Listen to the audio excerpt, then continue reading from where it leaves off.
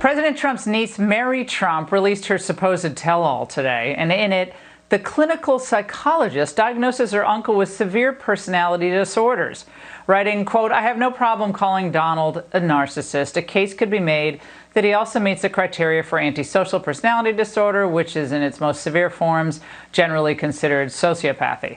But my next guest says Mary Trump's book reveals more about her and her own issues than it does about the president. Joining me now, I can't wait to hear, is Carole Lieberman, clinical forensic psychiatrist.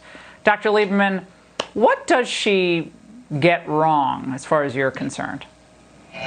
Well, Mary Trump wants the public to believe everything she writes, hook, line, and sinker.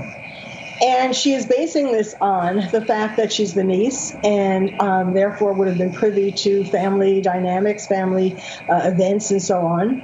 But she, in regard to that, first of all, she's 20 years younger than the president, and so her view of the family would have been very different from his, and so she's conjecturing when she's trying to say what things caused him to have what personality disorders.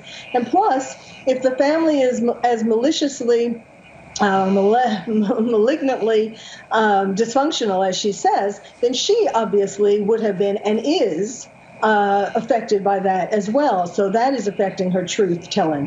However, even more importantly, she says that we should believe her because she's a psychologist, a PhD psychologist. And yes, presumably that's correct.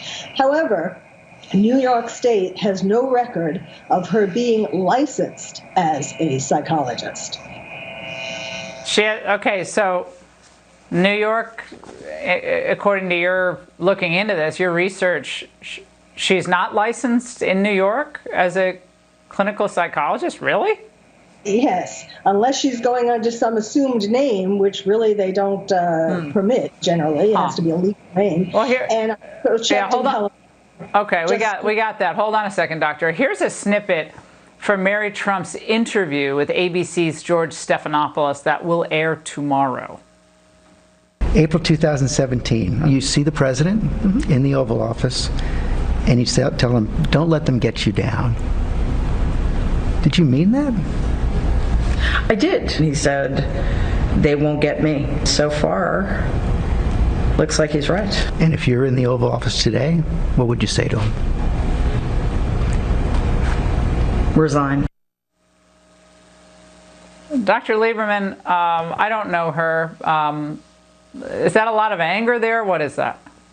Well, she's a very confused woman, and largely it has to do with her relationship with her grandfather, who does, according to her book, I read the whole book, he does seem like was rather cold and had some problems. But really, she is angry at her father, her deceased father, and she's blaming all the problems that her father had on Donald Trump, on her grandfather as well. But he was an alcoholic. He didn't really work to join the grandfather. I mean, he wanted to fly planes and he wanted to go fishing, while Donald was at Wharton studying business and then going along with his father, trying to learn the family business. And the reasons why the motivations behind this are clearly greed, because she's still angry that she didn't get her share of the family fortune.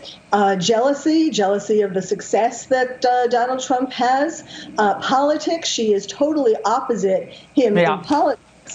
And she says at the beginning of the book, I could have written this book anytime, and I'm not trying to cash in now, and I'm not trying to do this for political reasons and so on. I could have written about my uncle anytime. And then at the end of the book, she apparently forgets that she wrote that, and she says, if anything I would have said about my uncle before 2016, nobody would have listened to. Dr. Lieberman, you read it very carefully, and we appreciate your joining us tonight. I will not read the book, no interest. And after